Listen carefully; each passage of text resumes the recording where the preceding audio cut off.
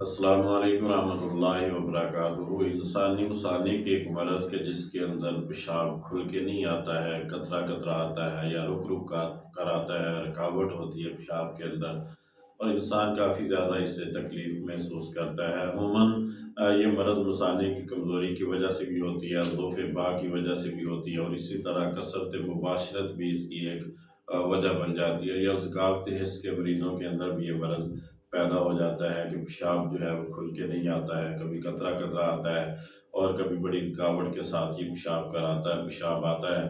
تو اس کے لیے ایک بہترین نسخہ ہے جو آپ کے سامنے میں رکھنے جا رہا ہوں۔ اس نسخے کو پہلے آپ نوٹ فرما لیں اور بنا کے اس کو استعمال کریں۔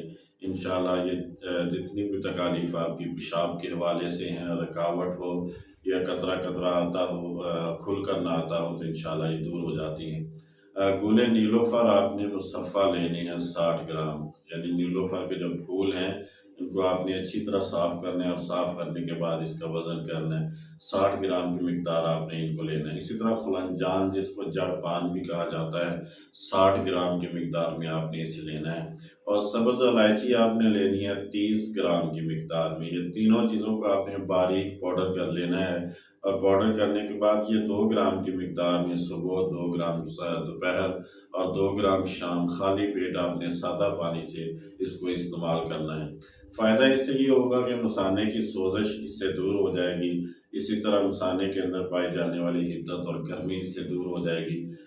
مثانہ جو ہے وہ قوی ہو جائے گا، طاقت اس میں آ جائے گی۔ جو قطرہ قطرہ پیشاب آتا ہے یا پیشاب میں رکاوٹ ہوتی ہے، پیشاب کھل کے نہیں آتا ہے، یہ ساری تکالیف انشاءاللہ اس سے دور ہو جائیں گی۔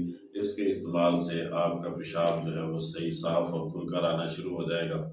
تو آپ اس کو بنا کے استعمال کر سکتے ہیں۔ انتہائی سادہ بھی ہے اور سستا بھی ہے، اپنے گھر کے اندر آپ اس کو تیار کر سکتے ہیں۔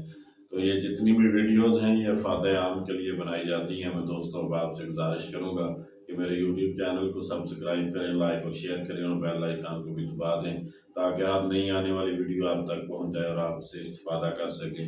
اللہ میرا اور آپ کا حامی و ناصر ہو۔ السلام علیکم ورحمۃ اللہ وبرکاتہ۔